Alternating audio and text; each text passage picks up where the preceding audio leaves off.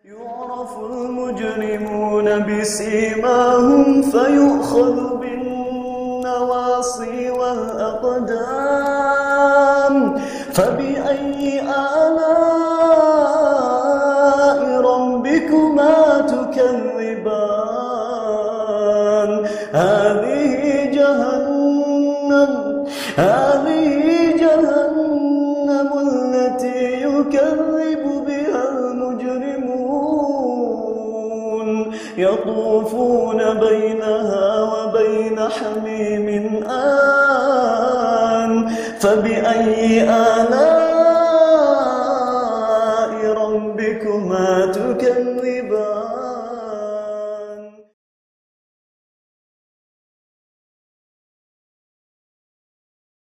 Kita mulai ya, maaf kalau banyak mukaddimahnya, kalau teman-teman capek ya, ini sekadar ngumpulin. Boleh minta nggak agak dirapetin ya, tapi jangan sampai kededet-dedet, tetap nyantai enak. Karena kalau sampai ngededet banget, Bayu ngasih tahu dari Syekh Utsaimin gitu ya Bayu ya, yang jangan terlalu rapet nantinya jadi nggak enak. Jadi berlapang-lapang tuh, kalau tempatnya luas berlapang-lapang, makin banyak orang makin nyempit, tapi kasih space juga untuk nyaman ya. Oke, bismillahi wassalatu wassalam ala rasulillah. Innal hamdalillahi nahmaduhu wa nasta'inuhu wa nastaghfiruh. Sungguh segala puja dan puji hanya milik Allah. Kita puji Dia, kita mohon pertolongan dan ampunannya. Wa na'udzu billahi min syururi anfusina wa min sayyiati a'malina. Kita mohon perlindungan pada Allah dari keburukan diri kita dan keburukan amal perbuatan kita. May yahdihillahu fala mudhillalah. Barang siapa yang Allah beri hidayah, tak akan ada seorang pun yang bisa menyesatkan. Wa may yudlil fala hadiyalah. Dan barang siapa yang Allah sesatkan, tak akan ada seorang pun yang bisa memberi petunjuk. Asyhadu an la ilaha illallah. Aku bersaksi tiada Tuhan yang berhak disembah kecuali Allah. Wa asyhadu anna Muhammadan abduhu wa rasuluh. Dan aku bersaksi Muhammad adalah hamba dan rasulnya. Amma ba'd. Allahumma salli ala Muhammad wa ala ali Muhammad. Ya, buat akhi yang sekarang nonton streaming atau nanti video YouTube ya, dan kalian semua di sini, sekedar info, ini episode kedua dari kitab Shahih Fikih Sunnah Tamamul Minnah karangan Syekh Abu Abdurrahman Adil bin Yusuf Al-Azazi. Kita akan ngebahas ini ngerunut, tapi seperti biasa rutin insyaallah 10 menit awal akan ngebahas materi tazkiyatun nafs atau kisah-kisah yang semoga jadi pelajaran ya. Jadi kalau mau langsung loncat silakan bisa di menit 10 video ini atau menit 11-an. Tapi alangkah baiknya dapat nasihat ini dulu. Kalau misalnya nasihat ini bisa ningkatin iman, syukur alhamdulillah. Mau ingatkan kalian semua yang ada di sini, yang oleh Allah udah dikasih hidayah buat hijrah, taubat, kemudian kembali untuk berbuat dosa.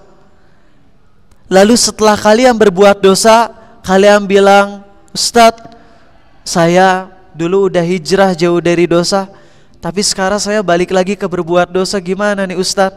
Maka sarankan kepada kalian, siapapun yang merasa udah hijrah tapi balik ke dosa masa lalu, ucapkanlah Alhamdulillah. Loh, Kang, kenapa ngucapin alhamdulillah? Iya, ucapkanlah alhamdulillah karena kalian nyadar kalau kalian itu berbuat dosa. Ucapkanlah alhamdulillah karena kalian nyadar kalau kalian udah mundur dari hijrah. Karena betapa banyak orang-orang yang setelah hijrah kemudian balik berbuat dosa, tapi dia udah gak ngerasa lagi berdosa. Itu ciri-ciri hatinya udah dikunci oleh Allah. Tapi ketika kita nyadar kita nih udah balik, yang asalnya udah hijrah balik ke dosa masa lalu terus masih nyesel, berarti hatinya masih hidup. Allah masih ngasih hati untuk nyadar atas dosa-dosa, maka syukurilah atas hal itu. Bukankah itu salah satu kelembutan Allah ketika Allah mengingatkan hambanya atas dosa-dosanya, ketika Allah membuat hambanya nyadar bahwasanya dia itu berbuat dosa? Bukankah itu nikmat yang besar dari Allah? Maka pertama kali ketika kalian merasa kembali ke dosa masa lalu, ucapkanlah alhamdulillah, segala puji bagi Allah yang telah membuat aku sadar bahwasanya aku ini berdosa. berarti hidayah masih ada di hati. Kemudian solusi keduanya, akan sampaikan satu doa yang ajarkan sendiri ke Abil. Dan Abil postingan ini sekitar 1,5 tahun lalu. Baru nyadar, oh ini doa yang ajarkan dulu toh. Doanya bukan dari hadis, bukan, tapi ini doa yang rasain sendiri. Ketika dulu hijrah, kemudian balik ke dosa masa lalu, lalu baca doa ini, dengan izin Allah sedikit demi sedikit bisa luntur dosa-dosanya. Bahkan mudah-mudahan lebih baik daripada hijrah yang pertama. Insya Allah nanti ajarkan doanya. Ini bukan doa dari hadis, tapi nggak apa-apa, kita baca doa ini nggak apa-apa. Karena doa itu selama bukan doa yang muqayyad, kita bebas pakai bahasa apapun asal dihayati, ya. Sebelumnya Apin ngasih kisah nyata tentang seorang ketua BEM yang terjerumus ke dosa zina. Kemudian apa yang terjadi di sini? Mau ngasih kisahnya, ini kisah yang terkenal. Udah diulang-ulang di mana-mana, dulu sempat viral. Bahkan kalau nggak salah dijadikan buku oleh founder of Indonesia Tanpa Pacaran, Laode Abu Hanifah. Laode siapa gitu, ngisi bareng beliau ya. Ternyata beliau penulis buku yang motivator Indonesia, terkenal dengan buku-bukunya. Istrinya juga bercadar, alhamdulillah. Beliau pun berjuang untuk mendekati sunnah. Ngisi bareng beliau di Jakarta Selatan. Beliau ngasih kisah ini, kisah nyata, yaitu apa? Tentang seorang ketua BEM. Dia terkenal baik, soleh. Orang-orang pun pada kagum sama dia. Biasanya ketua BEM tuh, kalau orang jadi ketua organisasi biasanya dipilih yang pertama apa coba? Kegantengan, ya betul ya. Kedua, kefasihan. Mas Arif dipanggil mama, ya. Ganteng, fasih, sama ya orator deh, mantep. Tahu apa yang terjadi sama dia? Dia udah lulus kuliah, dia ta'aruf sama seorang akhwat, seorang perempuan. Dia ta'aruf nih. Pas sudah ta'aruf, udah khitbah. Kalau khitbah tuh udah halal belum? Belum. Tapi kalau orang udah di khitbah nggak boleh ditikung sama orang lain, ya. Jadi kalau istilah tikungan itu cuman kalau yang udah di khitbah. Kalau belum di khitbah, maka nggak ada masalah si ceweknya pingin sama yang lain. Tapi kalau udah di khitbah itu udah diikat. Nggak boleh si ceweknya dilamar sama cowok lain. Ini udah khitbah, minggu depannya nikah. Persiapan sebelum nikah apa sih? Pengantin baru belum bisa beli rumah, ngapain? Nyari kontrakan. Inilah cara setan dalam menyesatkan hamba-hamba Allah. Si ketua BEM ini dengan pacarnya nyari kosan atau nyari kontrakan, naik mobil aja ya, sampai di kontrakan.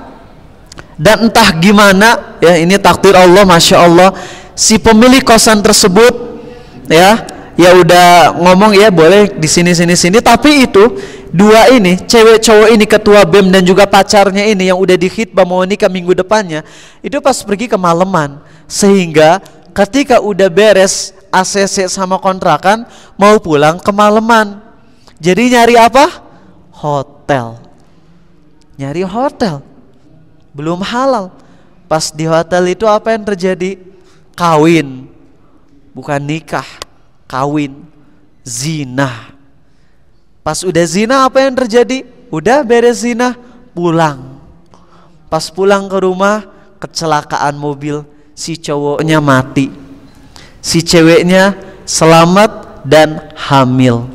Allahu Akbar. Ceweknya selamat dan hamil sampai ngelahirin anaknya, sedangkan cowoknya meninggal. Ya. Dan apa yang terjadi? Malu. Malunya bukan cuma malu di dunia tuh. Kalau si ceweknya mending, dia malu ya, tapi dia bisa taubat. Insya Allah Allah ampuni. Anak hasil zina itu mulia. Gak ada anak hasil zina itu hina, enggak. Anak hasil zina sama aja fitrah suci. Dia gak punya sedikit pun untuk di-blame, gak ada sedikit pun alasan untuk dicaci maki anak hasil zina, karena yang salah orang tuanya. Tapi lihat si ceweknya bisa taubat, sedangkan si cowoknya udah mati setelah zina. Padahal minggu depan nikahnya. Habis itu dapat cacian, viral. Yang ada adalah cacian, dan memang pantas mendapatkan cacian itu.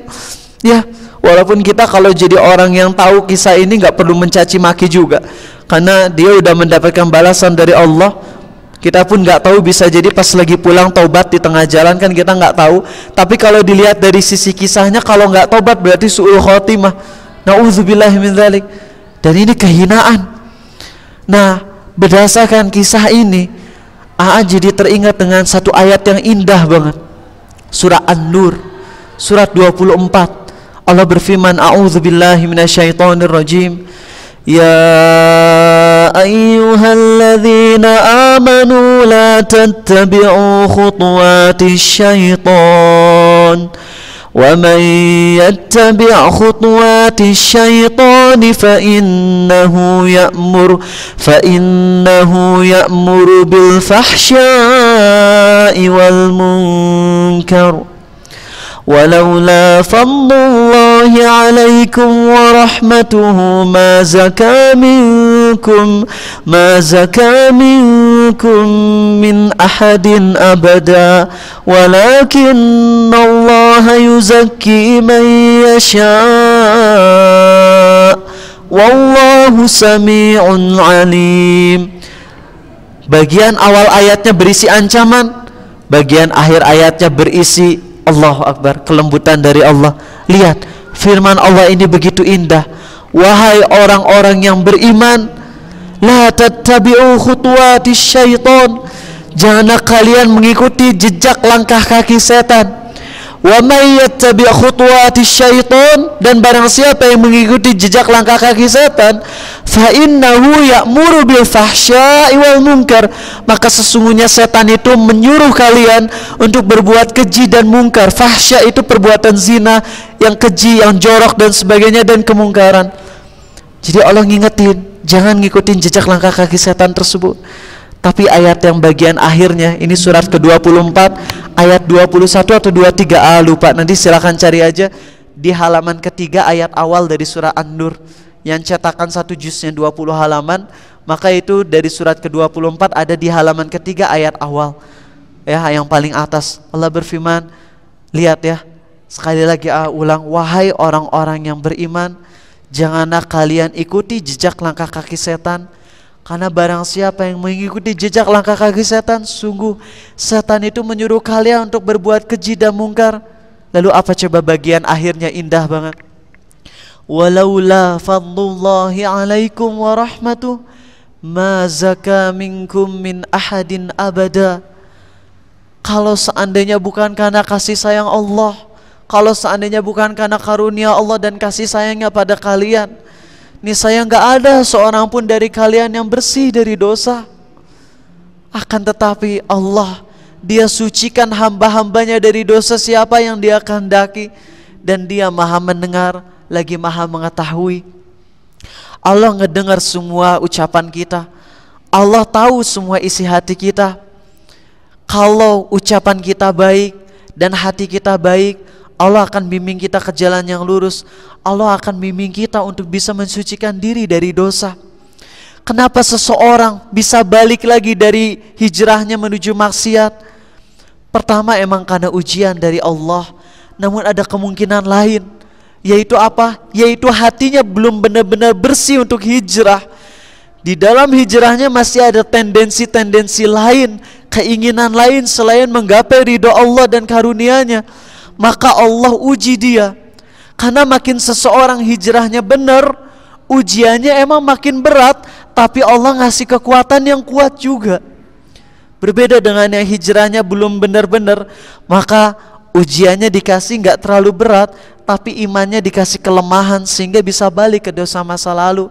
Andai kita termasuk orang yang itu, yang setelah hijrah balik lagi ke dosa-dosa masa lalu, maka pertama, kalau ngikutin ayat Quran, jangan lupa baca surat ketiga ayat 8. Rabbana la tuzigh qulubana ba'da idh hadaitana. Pasti kalian banyak yang tahu surat 3 ayat 8. Kedua, bacalah pakai bahasa Indonesia. Apapun ungkapannya, ngomong ke Allah dengan bahasa yang puitis, yang indah. Allah tuh maha ngedengar. Kita bilang, ya Allah, Segala puji bagimu yang telah memberi hidayah kepadaku pada kali yang pertama.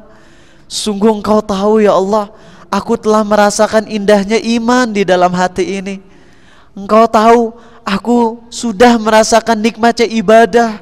Namun Engkau pun tahu ya Allah, bahwasanya mulai imanku ini sekarang luntur sedikit demi sedikit. Namun ya Allah, sebagaimana Engkau adalah Rabb yang telah memberi aku hidayah pada kali yang pertama, maka berilah hidayah lagi kepadaku untuk yang kedua kalinya dengan hidayah yang lebih baik daripada yang pertama. Coba baca kayak gitu, sungguh-sungguh diulang.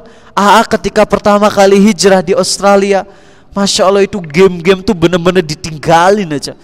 Bener, yang namanya main game itu takut banget. Selain takut musik, takut juga sama hukum ngelihat gambar. Kalau hukum menggambar jelas dosa besar. Hukum melihat gambar, takut sama hukumnya dengan menggambar.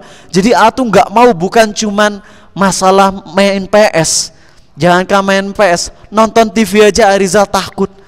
Nonton kartun, takut kalau itu hukumnya sama dengan ngegambar. Takut dosa besar. Bener, jauhi semua dosa.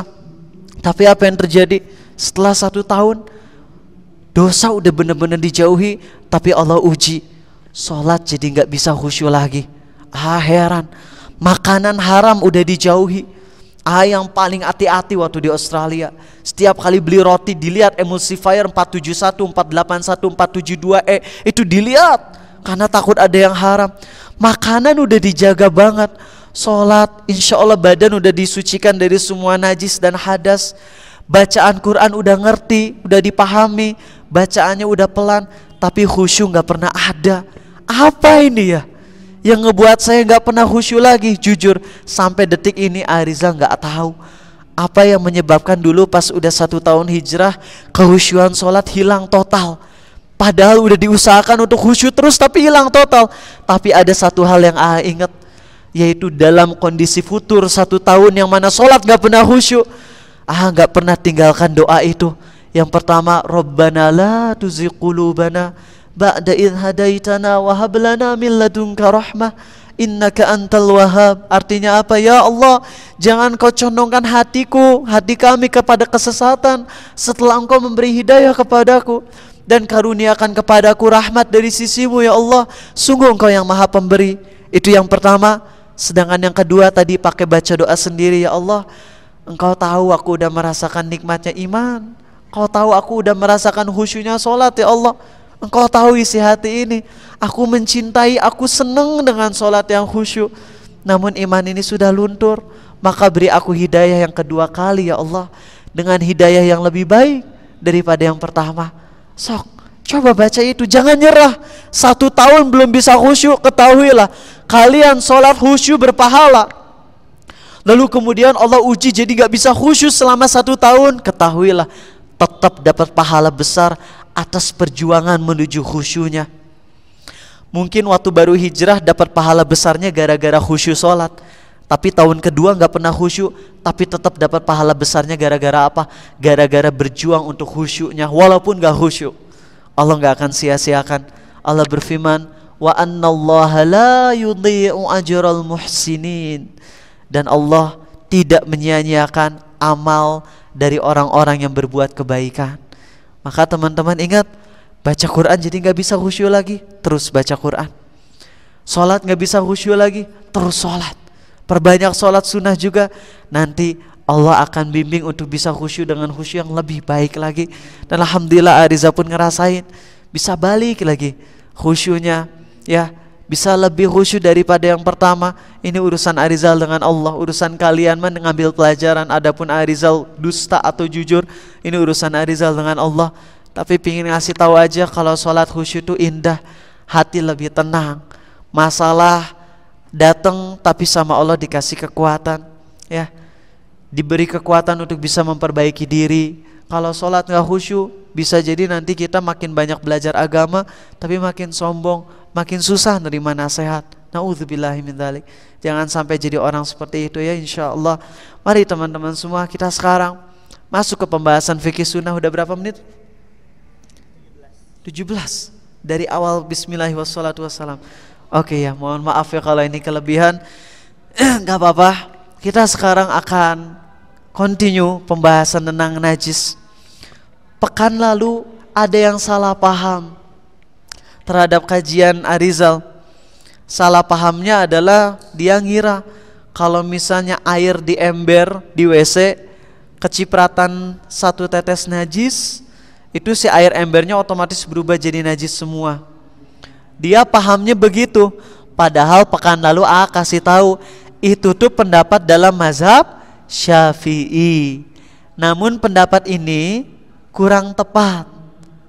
Yang lebih tepat adalah pendapat dari mazhab Maliki, yaitu apa? Air sesedikit apapun atau sebanyak apapun ya, mau satu gayung mau satu ember, kalau kemasukan najis yang dikit ataupun banyak tapi tidak merubah salah satu dari bau, rasa dan warnanya, maka air tersebut masih tetap suci dan masih bisa dipakai untuk mensucikan. Air bak mandi, maaf banget, kejatuhan sama kotoran manusia. Air bak mandinya 600 mililiter lagi mau itu mah segini ya. Air bak mandinya 600 liter.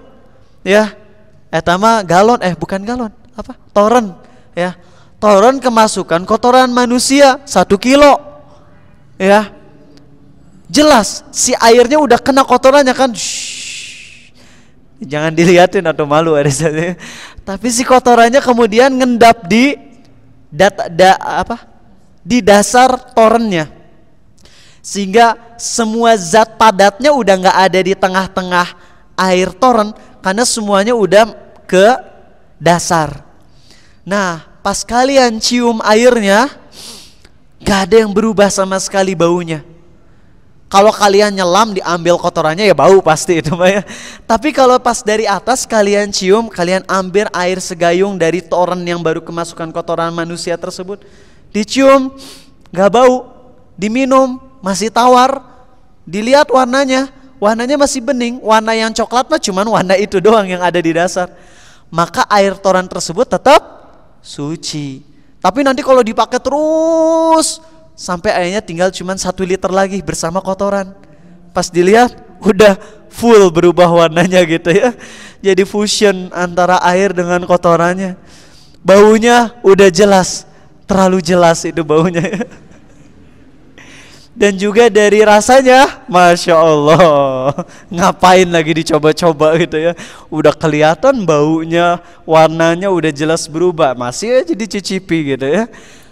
Maka air itu suci apa najis? Najis, karena udah jelas berubahnya gitu ya. Jadi akan ulang sedikit aja ya. Poin nomor 1, jadi kalau yang kemarin nggak ikut kajian ya, pekan lalu nggak ikut kajian, maka di sini ngasih summary-nya aja. Pekan lalu intinya gini, kalau air mau berapapun, mau 1 gayung, mau 1 ember, mau 1 drum, mau 1 galon, mau 1 ruangan, kalau kemasukan najis apapun tapi nggak merubah salah satu dari ketiga kriteria itu, maka tetap suci dan mensucikan. Adapun pendapat dalam mazhab Syafi'i yang harus 2 kulah ke atas, ini pendapatnya kurang tepat. Tentunya kita tidak menyalahkan Imam Syafi'i, enggak. Tapi ini kan masalah fikih, kita toleran, tapi kita berpendapat itu kurang tepat berdasarkan hadis apa? Kemarin Airza udah sampaikan ya, hadis riwayat Abu Daud nomor 66 dengan derajat yang sahih. An Abi Sa'idin al-Khudri radhiyallahu anhu qil ya Rasulullah, ana tawadda'u min bi'ri buda'ah wa hiya bi'run yulqa fiha al-hiyad wa luhumul kilab wa natnu faqala Rasulullah sallallahu alaihi wasallam al-ma' tahurun la yunajjisuhu syai'un. Air itu suci dan tidak dinajiskan oleh apapun. Ini adalah sebuah sumurnya nggak terlalu besar, tapi kemasukan sama bangkai anjing dan juga kotoran sebagainya. Dan kata Nabi SAW air itu suci dan tidak ada pun yang menyebabkannya menjadi najis, yaitu selama tidak berubah. Jadi sumurnya nggak terlalu besar, nggak sampai segede sungai, enggak. Dan sumur ini kemasukan sama jenazah babi bangkai anjing dan kotoran yang lainnya. Tapi pas dicium nggak berubah warnanya, baunya, warnanya nggak berubah, rasanya masih tetap tawar, maka itu masih tetap suci, ya. Otomatis kesimpulannya, kalau kalian di WC, rata-rata WC embernya paling yang 20 liter ya, nggak terlalu banyak ya. WC-nya teh embernya disimpan di bawah deh. Kan ada yang embernya disimpan, WC teh ada yang ini lantai terus ada gejregan ke atas ya, baru WC-nya di atas. Bisa ngebayangin nggak? Ngebayanginnya WC-nya, jangan ngebayangin kalian lagi ke WC ya. Ini toilet, terus suka ada naiknya, terus gini. Nah WC-nya tuh di yang naiknya itu. Kadang-kadang ada yang tempat naiknya besar sehingga ember bisa ditaruh di sana. Kalau gitu kan kemungkinan kena cipratan najisnya sedikit, ya. Tapi ada juga yang WC-nya teh di atas, air embernya di lantai bawah. Kalau orang cowok kencing sambil berdiri, pasti nyipratnya banyak karena hukum Newton 3, aksi sama dengan negatif reaksi. Tapi karena ada gaya gravitasi makanya nggak sampai kencing 1 meter balik lagi 1 meter, nggak akan gitu ya. Kalau mau balik lagi nggak mungkin gitu ya. Tapi pasti akan ya balik setidaknya setengah meter, dan itu kena celana najis kan. Nah kalau kena celana najis, pasti dari cipratan itu ada beberapa tetesan yang masuk ke ember, pasti itu mah. Mau dicoba sok ya, nanti kalau di rumah embernya adanya di bawah, tapi jangan kencing langsung ke ember, nggak boleh ya. Kencingnya ke WC, terus coba ngeliat, perhatikan cipratannya tuh masuk ke embernya. Nah setelah beres kencing, aduk-aduk embernya, cium, tawar, dijilat, nggak berubah, warna tetap jernih, maka itu masih tetap suci dan mensucikan. Ini pendapat yang terkuat. Adapun kalau dalam mazhab Syafi'i emang lain, yaitu kalau airnya di bawah 300 liter, maka kemasukan najis sedikit aja, itu tuh langsung berubah jadi najis semuanya. Walaupun masih putih, masih belum ada perubahan sama sekali, tapi itu tetap jadi najis. Itu kalau ngikutin mazhab Syafi'i. Tapi langsung kesimpulan pertama begitu, ya. Nah kesimpulan kedua, tadi air yang keruh. Air keruh teh karena kena apa coba? Kena tanah. Air tanah teh suci enggak? Bukan cuman suci, mensucikan. Tanah tuh bisa, udah mas suci, bisa dipakai buat tayamum lagi. Air yang suci mensucikan digabung sama tanah yang suci dan mensucikan, maka itu tetap bisa dipakai wudhu walaupun warna airnya udah jadi coklat. Walaupun si warna airnya sudah jadi coklat, tetap bisa dipakai buat wudhu. Kecuali kalau airnya sudah berubah jadi kental, jadi lumpur, itu nggak bisa dipakai wudhu. Paham ya?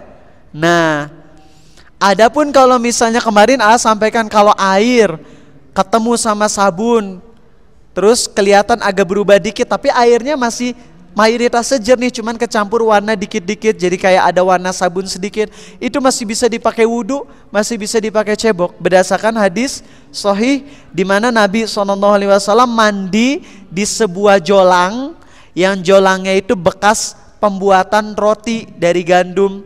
Jadi banyak tepung gandumnya, terus dicampur air. Airnya jernih enggak? Enggak, pasti ada bekas-bekas tepungnya. Dan beliau mandi di situ bareng sama istrinya. Maka ini membuktikan bahwasanya kalau air kena sama yang suci lagi seperti sabun dan sebagainya, ini tetap bisa dipakai buat wudhu. Kalau air ketemu najis, kalau nggak berubah warna, bau dan rasanya, tetap masih bisa dipakai buat wudhu dan juga mandi janabah dan juga bersuci dari najis dan hadas. Itu kesimpulan pekan lalu. Sekarang mari kita masuk ke pembahasan selanjutnya. Oke? Ya. Poin nomor berapa sekarang? Kalau digabung sama pekan lalu poin berapa? Pembahasannya juga kalian nyatetnya juga udah beda-beda ya, ada yang 7 poin, 5 poin. Ya udah, poin selanjutnya. Oke? Kalau di sini poin nomor 4 ya dari subbab, yaitu apa? Sesuatu yang jatuh ke dalam air. Ya. Daun, lumut, atau segala sesuatu yang terhembus oleh angin, ya seperti debu, yang menyebabkan si benda tersebut jatuh ke dalam air. Atau misalnya kelapa kurma, jerami, ya, apapun deh, maka itu sama sekali tidak mengubah status air. Airnya masih suci dan masih bisa dipakai untuk mensucikan juga. Ya, kenapa? Karena tidak ada sama sekali dalil yang menyatakan bahwasanya air itu berubah jadi nggak mensucikan lagi. Maka air itu tetap pada hukum asalnya. Maaf ya kalau teman-teman bingung, intinya gini, air bening kemasukan apapun tetap suci dan masih bisa dipakai buat wudhu. Kalau warnanya berubah, kalau berubahnya tuh karena zat yang suci, maka itu tetap masih bisa dipakai buat wudhu. Tapi kalau berubahnya karena zat yang najis, maka nggak bisa dipakai wudhu. Paham? Ulang lagi. Kalau air suci kemasukan sama zat yang suci lagi seperti sabun dan sebagainya, itu masih bisa dipakai buat bersuci. Adapun kalau kecampurnya sama najis dan sampai berubah, itu nggak bisa dipakai buat bersuci.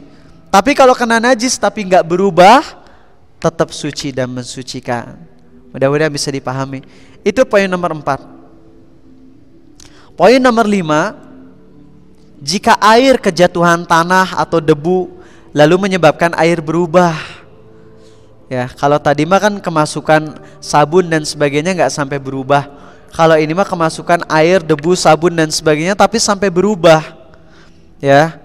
Maka selama perubahannya tidak membuat si air itu menjadi kental, ya, atau jadi berbusa, maka itu tetap masih bisa dipakai buat bersuci.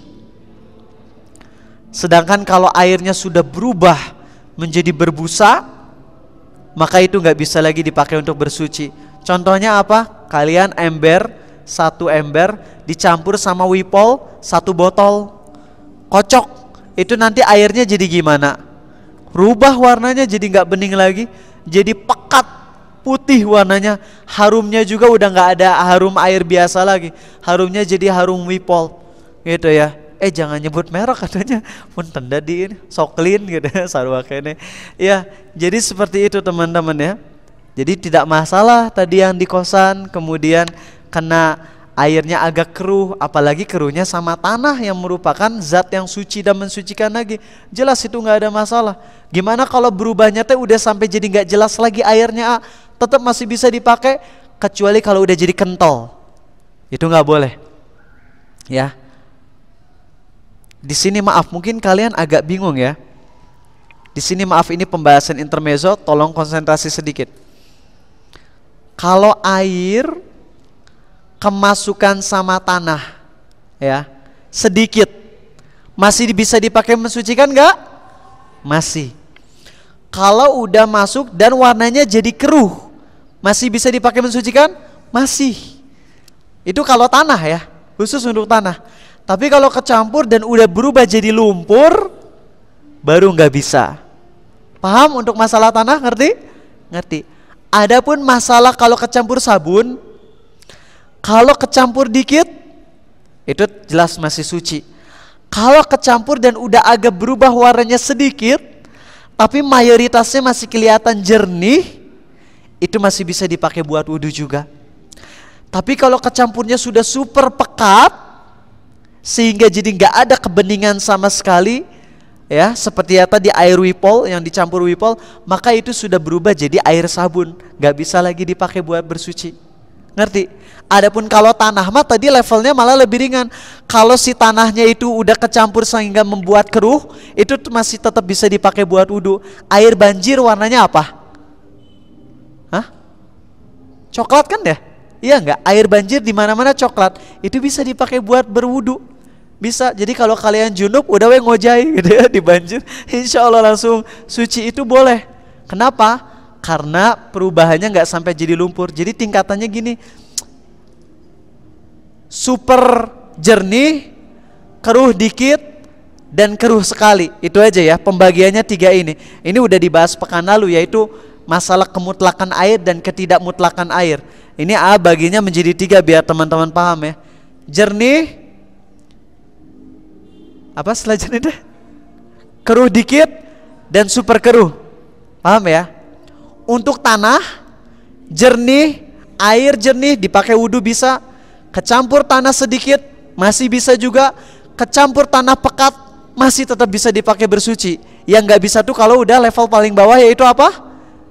Jadi kental, itu baru nggak bisa. Paham ya? Itu kalau tanah. Sedangkan kalau sabun dan sebagainya mah cuman bisanya pas sudah level 2. Adapun level 3 udah nggak bisa dipakai. Level pertama apa? Air jernih, jelas boleh dipakai wudhu. Level kedua, kecampur sabun dikit, masih bisa dipakai wudhu? Masih. Ketiga, kecampur sabun sampai airnya berubah jadi air busa, bisa dipakai wudhu? Nggak bisa. Kalau tanah mah walaupun udah kecampur sama tanahnya banyak sehingga keruh, masih tetap bisa dipakai. Adapun kalau air sabun sampai jadi keruh sama sabun itu nggak bisa dipakai. Ngerti ya? Nah biasanya kalau yang di bak mandi mah kecampur air sabunnya kan cuman dikit. Dari bekas sampoan kita guyur terus ngalir ke bak mandi, itu mah nggak apa-apa, masih tetap bisa dipakai bersuci. Oke, alhamdulillah. Sekarang poin nomor 6, air payau. Apa air payau? TA? Yaitu air yang disimpan di sebuah tempat dalam waktu yang sangat lama sehingga berubah baunya jadi siga basi. Basinya karena apa coba tahu? Biasanya bau basinya karena lumut. Sokwe kalian gayung ya, dibiarin ada airnya, terus coba kalian pegang si gayung bagian dalamnya, licin nggak? Licin, ada lumutnya kayak gitu.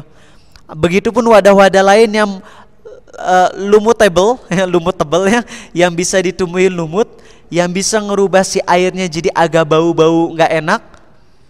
Tapi ini bukan najis, orang nggak ada najis yang masuk. Maka air payau seperti ini, Ibnu Munzir berkata, seorang ulama Ibnu Munzir berkata, para ulama sepakat air payau seperti yang tadi dijelaskan adalah suci dan mensucikan, masih bisa dipakai buat wudhu. Kalian punya rumah, di dalam rumah ada bak mandi, diisi air sampai penuh, terus ditutup, ditinggal 50 tahun, balik lagi ngebuka masih ada airnya, Masya Allah, gak ada kotoran cicak sama sekali, tapi baunya udah na'udzubillahi min dzalik gitu ya, kayak orang gak mandi berapa hari gitu bau airnya teh. Itu masih bisa dipakai buat berwudu, masih bisa dipakai buat cebok, gak usah takut ya. Jadi semua ulama sepakat itu masih bisa dipakai buat bersuci. Poin nomor 7, air yang sudah dipanasin. Kan ada yang nanya ya, kalau saya mandi pakai air panas boleh nggak mandi junub? Wudu pakai air panas boleh nggak? Bilang jangan, melepuh, air anget kalau mau, jangan air panas. Oh gawe itu yang bunuh diri. Wudu pakai air panas, air anget ya. Oke. Bagaimana dengan air yang sudah dipanaskan, baik karena kena terik matahari atau karena di kompor atau disetrum pakai kompor listrik jadi panas? Ya kan ada ya yang, atau yang kompor listrik atau apa gak? Nah itu teh si teko listrik ya yang disimpan jadi panas terus jadi anget, boleh nggak dipakai buat wudhu? Dengar baik-baik ya. Tidak ada satu pun dalil yang melarang mempergunakan air anget untuk bersuci.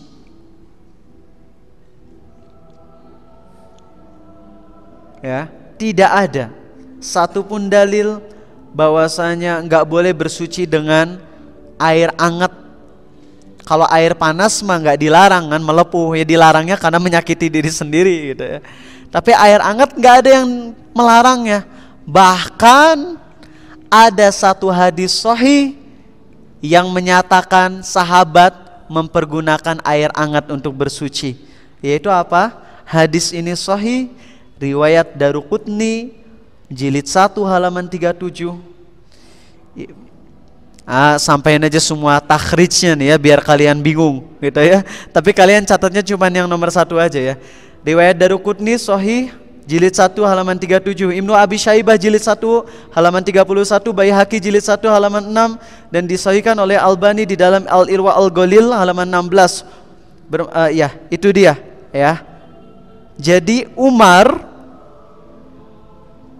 menyuruh anaknya untuk membuatkan air panas untuk berwudu ya, di dalam sebuah kum-kum.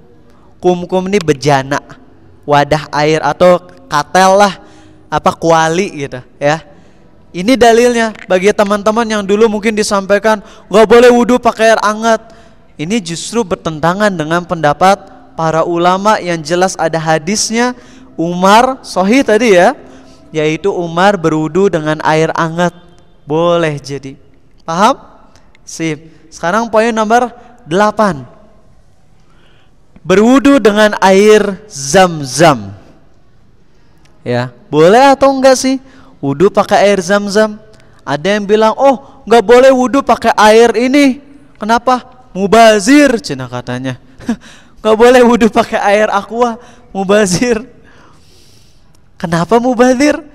Bukan air aqua juga mubazir atau ya, sama-sama air dah. Tapi kan ini mah airnya bisa diminum.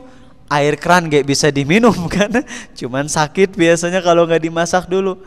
Nah teman-teman, wudu dengan air minum, air zam-zam apalagi, jelas sah berdasarkan hadis riwayat Ahmad dengan derajat hasan dalam Musnad ya, halaman 1 jilid 1 halaman 76, hadis riwayat Ahmad hasan ya, yaitu apa? Nabi SAW pernah meminta 1 timba air zam-zam, lalu kemudian beliau meminumnya dan berwudu darinya. Sekali lagi, hadis hasan riwayat Ahmad dalam Az-Zawaid Al-Musnad jilid 1 halaman 76. Nabi SAW pernah meminta 1 timba air, kemudian beliau minum dan beliau berwudu darinya, air zam-zam. Oke? Poin nomor 9. Nah, kalau seseorang ragu ini airnya suci apa najis ya, bagaimana hukumnya kalau seseorang ragu ini airnya suci atau najis? Air di ember suci apa najis ini teh? Gimana hukumnya berwudu pakai air itu?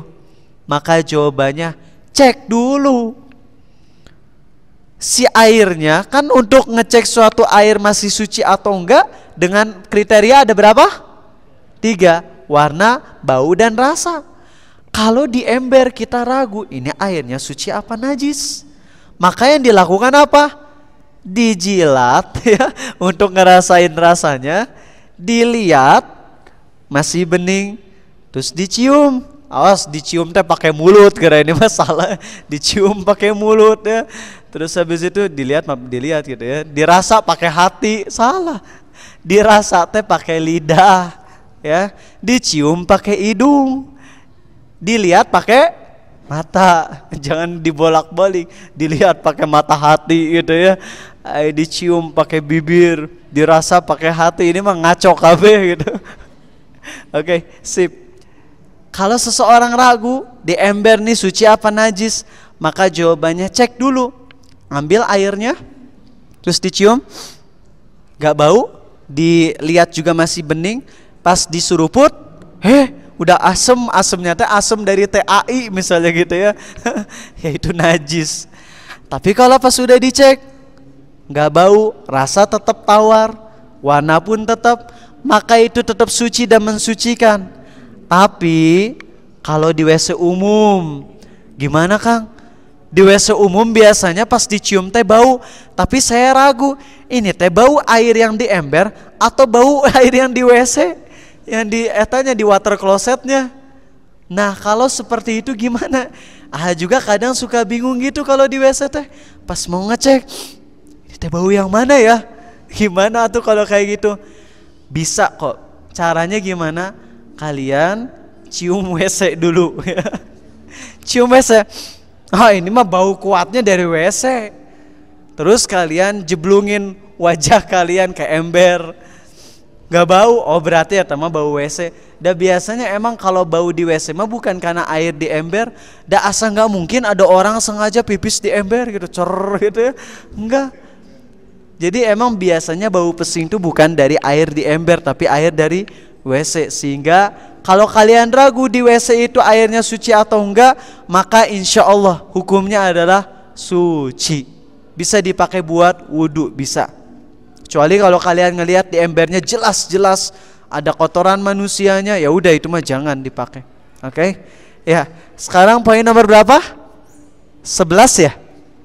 10. Oh, ini dia.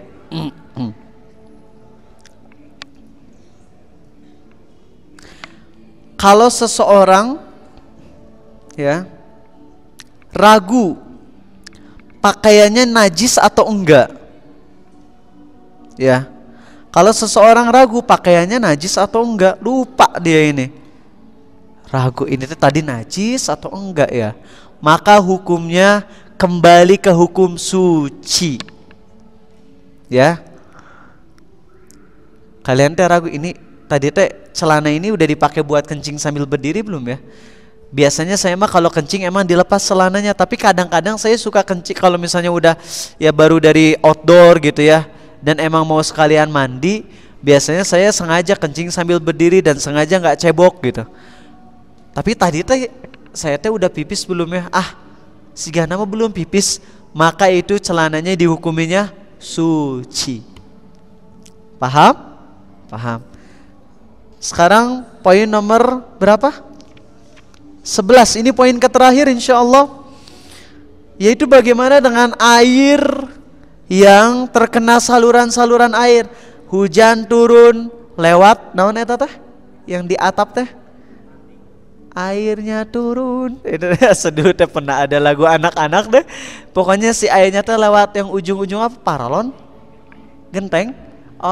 Ada pipanya ya? Kan gitu gitu, terus ngucur. Itu airnya suci apa najis? Hukumnya airnya suci dan mensucikan, bisa dipakai buat wudhu. Tapi gimana kalau misalnya di kenteng teh ada kotoran kucing? Yang jadi hukum teh bukan gara-gara pas lewatnya, tapi pas udah jatuhnya. Pas si air misalnya di genteng teh banyak banget bangkai kucing gitu ya, bangkai tikus semua, tapi udah panjang teh ya, salurannya teh misalnya 1 kilometer ngelilingin rumah kita gede. Pas ngucurnya mah tetap bersih, nggak ada bau sama sekali, maka hukumnya airnya suci dan bisa dipakai buat wudhu juga. Makanya ini teh enak banget ternyata dalam masalah air. Cuma memang sekali lagi kita teh dulu suka bingung karena emang kita masih belajarnya satu pendapat ulama doang, yaitu pendapatnya mazhab Syafi'i. Memang kalau dalam mazhab Syafi'i teh ketat banget masalah air teh, super ketat.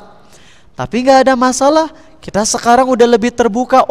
Pendapat ulama lain dalilnya lebih kuat, ya udah ikut pendapat ulama yang lebih kuat dalilnya, tanpa merendahkan pendapat Imam Syafi'i tentunya. Gitu, paham ya? Firdan suara jelas. Alhamdulillah, takutnya teh nggak jelas ini teh udah habis suara, nanti malam ngisi sekali lagi takutnya emang udah habis banget. Tapi nggak apa-apa, ini sekarang pembahasan awal insya Allah udah beres. Kemarin teh posternya teh gambar kucing lagi minum air ya. Apa? Ada, masya Allah. Si Gante Arizal di sana. Baru dirubah. Sejak kapan Arizalnya jadi kucing? Baru. Dari tadi. Buat apa digituin doang, cuma pamer judul gitunya. Ya nggak apa-apa. Nah, itu sebenarnya Arizal teh mau ngebahasnya ini air bekas. Ya, air bekas manusia, air bekas kucing. Nah, ini juga air bekas cebok. Kalian maaf banget Arizal nyebut Ustadz ini sama sekali nggak merendahkan, ya Allah, cinta beliau karena Allah, beliau juga ini beliau tuh Ustadz yang paling viral di YouTube 1-2 tahun yang lalu, yang ceramahnya paling banyak ditonton, subscribernya paling banyak. Ya, ustadznya sunnah. Siapakah dia? Iya, klannya sama dengan Ustadz Syafiq Reza dari klan Basalamah. Benar ya, tante klan. Jangan klan teh ingatnya Uchiha wae kalian mah sama Hashirama gitu nya. Nah, itu dari klan klan Uchiha, astagfirullah. Maya Ustadz Khalid Uchiha atunya. Ustadz Khalid Basalamah, beliau adalah ustadz yang paling viral di YouTube 2 tahun yang lalu. Ceramahnya paling banyak didengar dan paling banyak menyebarkan sunnah lewat medsos. Dan Masya Allah Ustadz Firanda waktu di Masjid Al-Ukhuwah ditanya tentang Ustadz Khalid Basalamah ini jadi pelajaran adab punten pisannya. Teman-teman ingat, ada ustadz yang mengajarkan sunnah tapi dia salah dalam satu hal yang salahnya jelas salah total. Salah ijma ulama itu salah. Maka lihat apa nasihat Ustadz Firanda. Jangan samakan ustadz yang emang dari awal itu menyimpang dengan ustadz yang mengajarkan sunnah lalu beliau salah dalam satu perkara. Gak bisa kita bilang Ustadz Khalid Basalamah sesat. Ini Masya Allah Ustadz Firanda hebat banget. Ustadz Khalid itu jelas salah banget dalam masalah tentang larangan makan tulang ayam ya. Beliau bilang apa, tulang tuh gak boleh dimakan karena itu makanan bangsa jin. Jelas gak ada satupun ulama yang berpendapat gitu. Ustadz Khalid sendirian yang berpendapat gini. Lalu lihat, ngomong kayak gini berani karena sekarang nih ya, orang-orang yang udah belajar sunnah tuh suka nggak ngerti tentang masalah adab. Sehingga Ustadz Khalid Basalamah keliru di situ langsung dibesar-besarkan, disalah-salahin, diantem abis. Ketika Ustadz Khalid Basalamah bilang, saya nggak tahu arsy itu makhluk atau bukan. Jelas itu salah banget kan? Arsy itu makhluk, ulama sepakat. Ustadz Khalid Basalamah nggak tahu, langsung diantem abis tuh di IG Ikhwan titik-titik. Ustadz Khalid teh bener-bener dibabuk-babuk abis-abisan. Ini teh adab kalian mana sih ke guru gitu? Kesalahan yang sifatnya udah ijma, Ustadz Khalid Basalamah salahnya udah ijma tuh. Ulama sepakat itu salah. Tetap nggak boleh dicaci maki, tetap nggak boleh ditahzir. Ini mah ada ustadz yang salahnya masih diikhtilafkan, ditahdzir abis-abisan.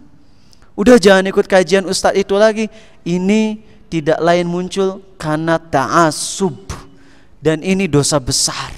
Yang kayak gini ada nggak? Ada ustadz yang insya Allah ngajarin sunnah tapi dia keliru di 1-2. Misalnya ustadz yang di Jogja, beliau berpendapat pakai baju Naruto teh hukumnya tuh nggak haram, tapi hukumnya makruh, nggak sampai ke haram. Lalu kemudian ditahdzir ustadznya. Jelas ini adalah kesalahan fatal bagi para tulab. Hati-hati tuh. Kalau yang kesalahannya ijma aja udah nggak boleh disalah-salahin, bilang aja ustadz itu keliru dalam masalah ini, semoga Allah meluruskannya. Ikuti kajian ustadznya karena manfaat, tapi dalam masalah ini beliau keliru. Udah beres. Sampaikan nasihat ke ustadznya, beres. Apalagi yang masih ikhtilaf. Kalau yang masih ikhtilaf dibesar-besarkan, maka ini jadinya ghibah, fitnah, macem-macem abis-abisan. Ada seorang ustadz yang dia berpendapat pakai baju cosplay teh nggak haram tapi makruh. Ya lebih baik ditinggalkan, dan ustadz tersebut juga udah mulai meninggalkan dikit-dikit. Tapi apa yang terjadi? Ada yang mentahdzir dan tahdzirnya nggak selesai di satu itu, tapi lanjut. Ustadz itu bisa bahasa Arab nggak ya? Ustadz itu punya guru nggak ya? Terus dibahas. Akhirnya yang ada adalah fitnah, sampai yang paling parah apa? Ada seseorang yang masih kecil SMP berani ngomong kayak gini. Ya, saya mah kalau ustadz itu mah belajarnya otodidak. Kalau belajarnya kayak gitu saya juga bisa. Masya Allah. Ini ucapan yang benar-benar keluar dari kesombongan. Ya, itu ustadznya siapa? Bukan Abu Takeru. Iya, bukan Abu Takeru. Karena sebelum Ariza ada seorang ustadz sunnah yang di Facebooknya juga loba gambar Naruto gitunya, dan kadang pakai baju cosplay juga ada. Dan ustadz itu hebat, bahasa Arabnya super dan pemahaman kitabnya luar biasa. Ada ada ustadz tersebut ditahdzir abis-abisan. Iya, tahdzir abis-abisan ya. Nggak lagi ngomongin tentang Ariza, mungkin kalian baru tahu ya bahwasanya ada ustadz seperti itu yang bahasa Arabnya jago, kitabnya pendalamannya super, tapi keliru dalam 1-2 hal yang masih ikhtilaf kemudian diabis-abisin. Maka di sini nggak bisa kita ngelakuin hal itu. Nah, kenapa Ariza ngomong gini? Ustadz Khalid Basalamah berpendapat Kalau misalnya air bekas wudhu itu nggak bisa dipakai lagi, dan juga air bekas cebok itu najis. Ngerti nggak air bekas cebok? Kalian BAB cebok nggak? Cebok kan? Pas kalian cebok, air ceboknya ada yang nyiprat nggak? Ada. Ustadz Khalid Basalamah berpendapat air bekas cebok itu najis. Bener gak pendapat ini? Kalau air bekas cebok itu najis, kapan kita bisa sucinya? Ya enggak? Kita lagi cebok, kan nyiprat tuh ke betis. Si betisnya disiram pakai air. Air bekas nyiram betisnya nyiprat lagi ke yang lain, najis lagi ke yang lain. Kita suci bagian si WC-nya dengan air, si airnya nyiprat lagi, najis lagi. Terus airnya gak akan suci-suci kalau gitu. Paham gak kalian? Apakah bisa kita salahkan Ustaz Khalid Basalamah gara-gara berpendapat itu? Tidak bisa. Tolonglah punya adab gitu ya kepada guru-guru itu. Kalau yang kesalahannya udah fatal aja nggak bisa kita habis-habisi, masih harus dihormati, apalagi kesalahannya yang masih ikhtilaf, nggak bisa. Nah ini dalam permasalahan fikih, perlu sampaikan, ada orang-orang yang nggak mau menerima perbedaan pendapat ulama, sehingga apa yang terjadi tahu? Orang ada yang bilang kayak gini, kalian tahu nggak qashar? Sholat qashar itu bolehnya kalau udah mencapai berapa kilometer? Menurut sebagian ulama, kalau udah sampai 87 kilometer, sekitar 89 kilometer. Ada nggak pendapat lain? Ada, yaitu kalau udah lewat 3 mil. 3 mil teh berapa kilometer? 5,7 kilometer. Mah Cimahi Bandung ya. Cimahi Bandung udah lebih dari 5 kilometer. Ada yang berpendapat gitu, yaitu siapa? Said Sabiq, penulis kitab fikih sunnah. Beliau berpendapat seseorang boleh qashar sholatnya dengan 2 syarat. Pertama, udah keluar dari kotanya. Kedua, sudah melewati 5,7 km. Berdasarkan hadis Sahih Muslim, bahwasanya Nabi SAW mengqashar sholatnya setelah melewati 3 mil. 3 mil itu 5,7 km. Berarti Cimahi dan Bandung udah beda kota belum? Udah beda kota. Dan dari Cimahi ke sini udah 57 km belum? 5,7 udah? Udah 10 km. Di Cimindi ka dia insya Allah 10 km. Berarti udah boleh mengqashar menurut pendapat Said Sabiq. Tahu nggak? Ada ustadz yang bilang kayak gini, eta ustadzmu berpendapat kalau qashar sholat berapa kilometer bolehnya? Nyampain si ustadznya teh 5,7 km berdasarkan hadis Sahih Muslim. Gini sahih. Apa kata ustadz ini? Bawa ustadznya ke sini, saya tempeleng wajahnya. Innalillahi wa inna ilaihi rajiun. Ini di mana adabnya? Di mana toleran dalam ikhtilafnya, teman-teman? Masalah ini teh masih diikhtilafkan, nggak boleh gelut. Ya, ada orang kunut subuh. Ini ada ya orang yang kunut subuh, jemaahnya sepakat nggak kunut subuh. Eta sengaja jemaahnya datang ke masjid, sengaja ikut rakaat 1, ikut rakaat 2. Pas kunut semua jemaahnya kabur. Jadi pas imam salam teh udah nggak ada jemaah, udah mainin sholat. Jadi jemaahnya teh sepakat ijma, yuk kita sholat di belakang imam yang kunut ini yuk, ayo ikut rakaat 1 dan 2 ikut. Nanti pas dia kunut, ayo kita kabur semuanya biar dia tahu rasa innalillahi wa inna ilaihi rajiun. Sampai begininya. Ini kalau orang nggak punya adab dan nggak punya toleransi dalam masalah fikih, rasakanlah bagaimana nanti kalian pusing sendiri. Beda pendapatnya langsung ngegebuk-gebukan gitu ya. Ada yang kayak gitu. Ya di sini Ariza maaf ya ngasih materi adab juga biar kalian paham agar kita legowo dalam masalah fikih. Oke, yuk masih ada 20 menit, 10 menit buat sesi tanya jawab. Yang mau nanya tentang materi dulu secara langsung ada? Oke, Tatsuya. Silakan akhi.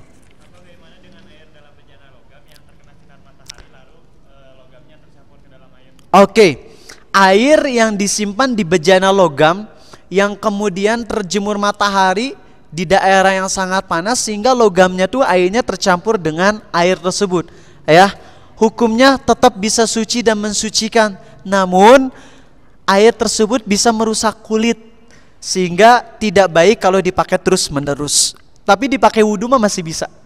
Itu namanya air mustarik gitu ya, air yang sudah terjemur.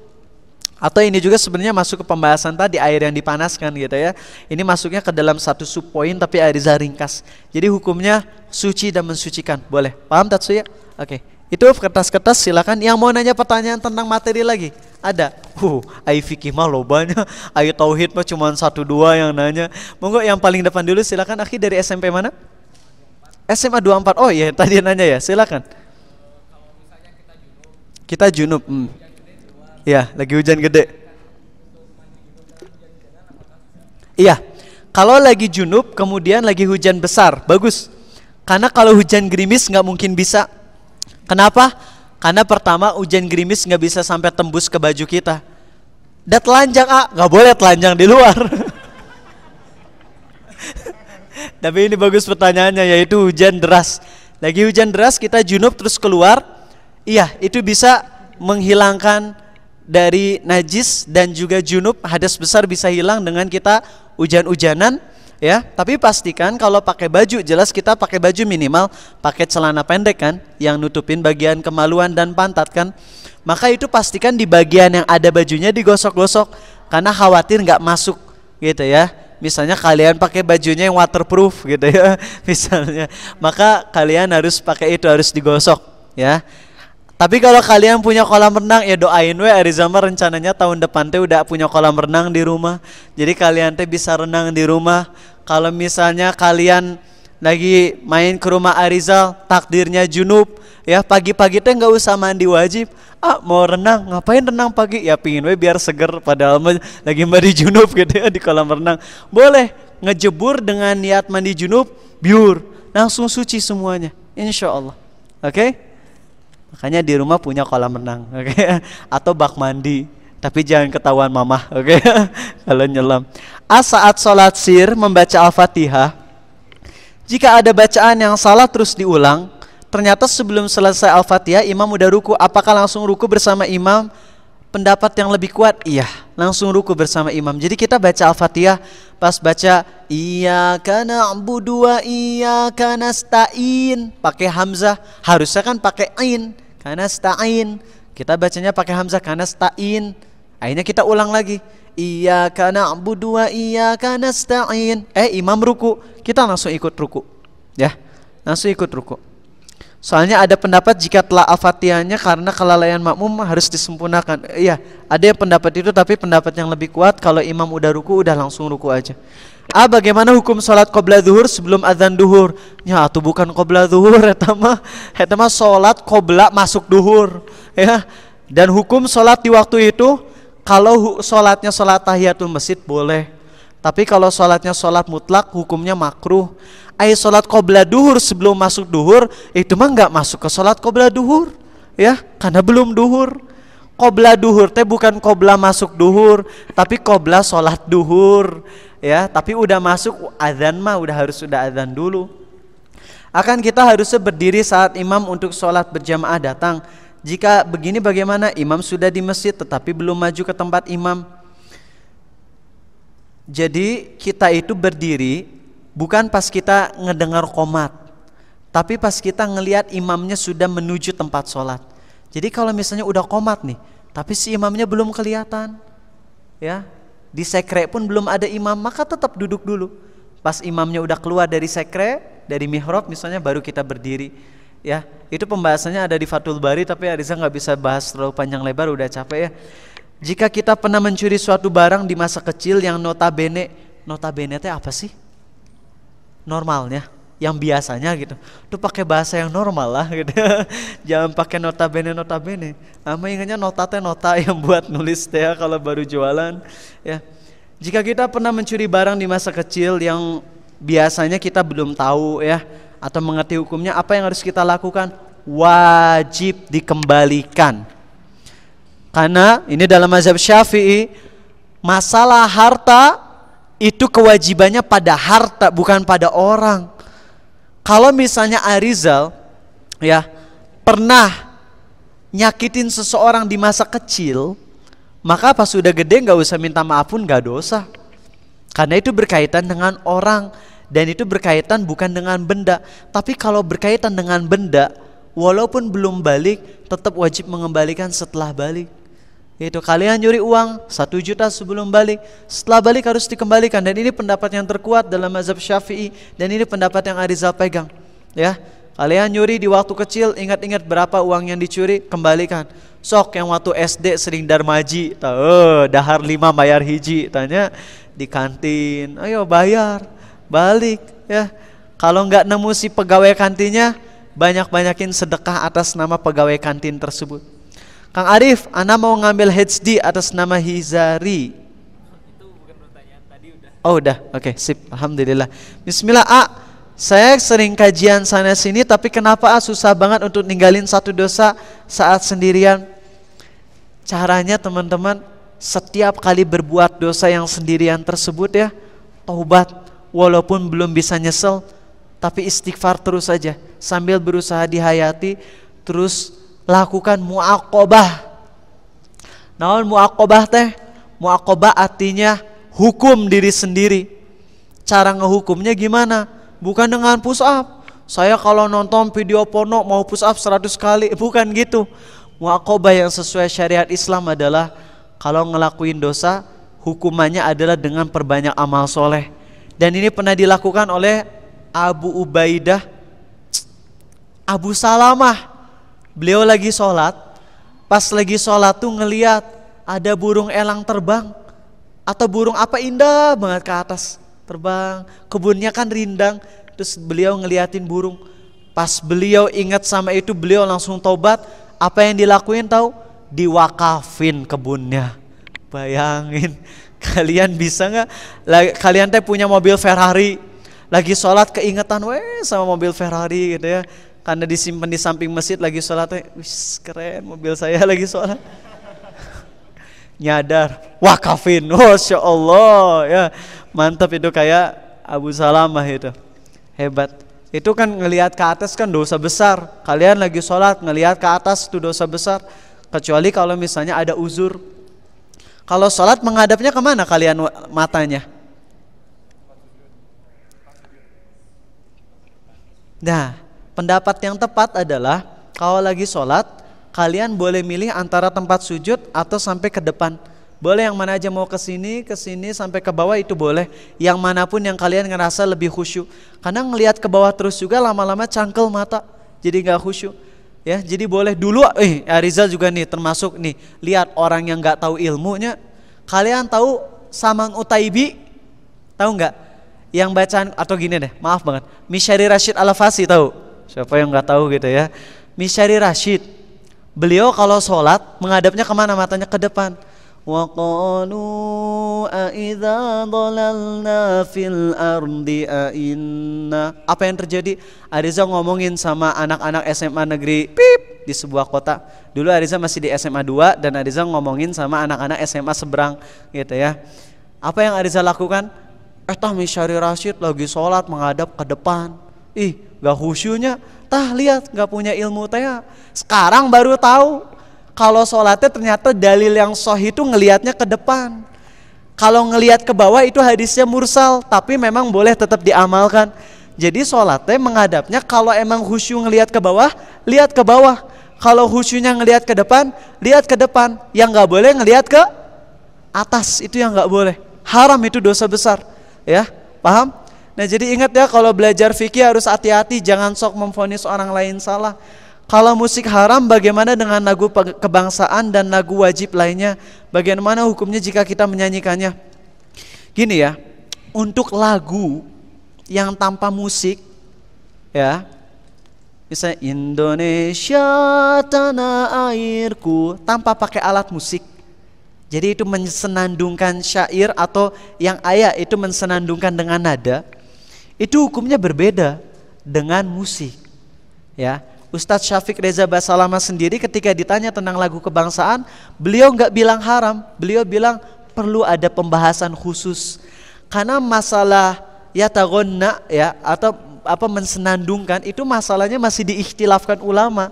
Kayak tadi, ada yang bilang kalau misalnya bersenandung gitu, kalau Ustadz Subhan bilang apa? Yang bersenandung itu cuman banci gitu, ada yang berpendapat gitu. Kalau Syekh Shalih Fauzan bersenandung itu nggak boleh, bid'ah. Tapi ada pendapat ulama lain yang membolehkan, asal nggak pakai alat musik dan liriknya nggak bertentangan dengan Islam. Kalau lagu Indonesia Raya, ada nggak yang bertentangan dengan Islam liriknya? Ariza rada-rada lupa ya. Tanah airku, tanah tumpah darahku, di sanalah aku berdiri dari pandu ibuku. Siapa lagi? Indonesia kebanggaanku. Bener? Oh, kebangsaanku, bangsa dan tanah airku. Kalau secara umum maaf ya Ariza kan belum rada-rada lupa, udah berapa tahun gak pernah nyanyi itu lagi. Tapi kalau yang Ariza tahu dari mayoritas yang ingat sih, itu lagunya cuma buat kesemangatan aja. Kita boleh mencintai bangsa negara kita, boleh. Kita mencintai negeri Indonesia ini karena Allah. Kita cinta dengan Indonesia karena di dalamnya banyak masjid, mayoritas umat Islam. Maka kita cinta negara kita bela negara ini karena Allah. Jadi nggak apa-apa mencintai negara itu kalau landasannya karena Allah. Ya. Bolehkah akhwat naik Gojek? Kadang suka ada yang bersentuhan nggak sengaja sama tukang Gojeknya. Masya Allah. Jangan dijadiin modus ya. Mengenai naik ojek, Ustadz Firanda ditanya juga, Ustadz bagaimana saya kerjanya jadi ojek, tukang ojek, gimana hukumnya? Ustadz Firanda nggak bilang haram. Ya ingat waktu di Masjid Al-Khuwah, ya beliau bilangnya mau gimana lagi? Ya emang di sini sekarang kondisinya emang sulit, naik angkot mudarat, naik ojek juga ada mudarat, tapi kalau pas naik ojek ya setidaknya itu pakai tas sebagai penghalang. Jadi Ustadz Firanda nggak bilang haram mutlak ya, cuman emang disarankan setidaknya pakai itu dan ambil yang paling mudarat terkecil. Naik angkot ada mudarat, iya. Bisa ada rampok di sana.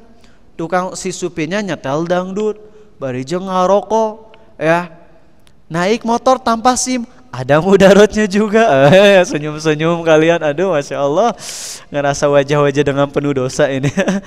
Nah, jadi ada semuanya mudarat, ambil mudarat terkecil. Kalau si supir ojek, dia gajinya halal atau haram? Kalau misalnya lagi nyetir nih, ada ibu-ibu sentuhan sama ibu-ibu di belakang, gajinya halal apa haram? Halal. Kenapa? Airi dia digajinya karena ngebonceng ibu atau karena disentuh sama ibu? Karena ngebonceng. Makanya ulama menyampaikan tentang seorang wanita yang kerja di perhotelan, tapi dia harus ngebuka kerudung. Ini Ustadz Roja ngedengerin kajiannya, ya Ustadz, bagaimana hukumnya saya kerja di hotel tapi saya nggak bisa nutup aurat, apakah gaji saya halal atau haram? Jawabannya apa? Gaji Anda halal, tapi Anda dosa, karena Anda digaji bukan karena buka kerudungnya, Anda digaji karena apa? Karena beres-beres hotelnya. Ngerti nggak? Ya. Kalau foto model gajinya halal haram? Haram. Karena foto model yang perempuan biasanya bukan biasanya, digajinya tuh karena ngebuka aurat dan di fotonya. Adapun tadi tukang ojek, dia digajinya bukan karena sentuhan sama lawan jenisnya, dia digajinya atas jasa nganterin ke tempat tujuan, maka gajinya halal. Tapi perkecil mudarat dengan cara tadi pakai tas dan sebagainya. Wallahu alam. Ya, ada lagi pertanyaan terakhir, 1 menitan lagi. Dari Arif ya, ini punten bisa pertanyaan ini Rif, tolong simpan, ada yang punya kresek minta ya, nanti usahakan gak hilang ya, maaf banget pertanyaan pekan lalu yang hilang ya, makanya datangnya lebih awal supaya banyak pertanyaan yang bisa terjawab ya. Dari jam 4 tuh kita sesi tanya jawab dulu. Oke, silakan pertanyaan terakhir dari Arif, tentang materi bukan? Oh, yang tentang materi,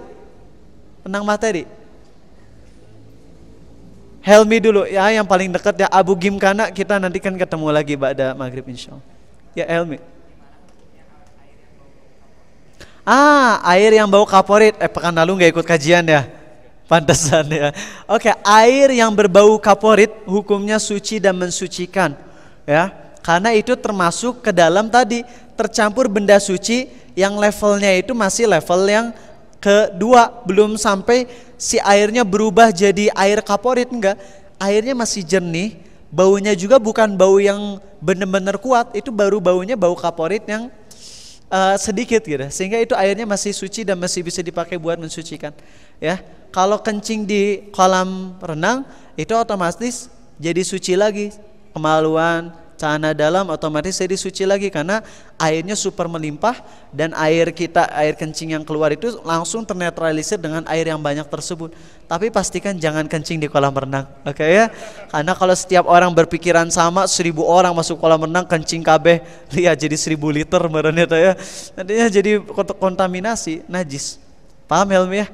Oke, alhamdulillahirabbil alamin. Sekian kajiannya. Minta maaf Arizal. Oh ya, sekedar ngasih tahu kajian Arizal jadinya gini jadwalnya ya. 3 minggu fikih, 1 minggu tauhid. 3 minggu fikih, 1 minggu tauhid.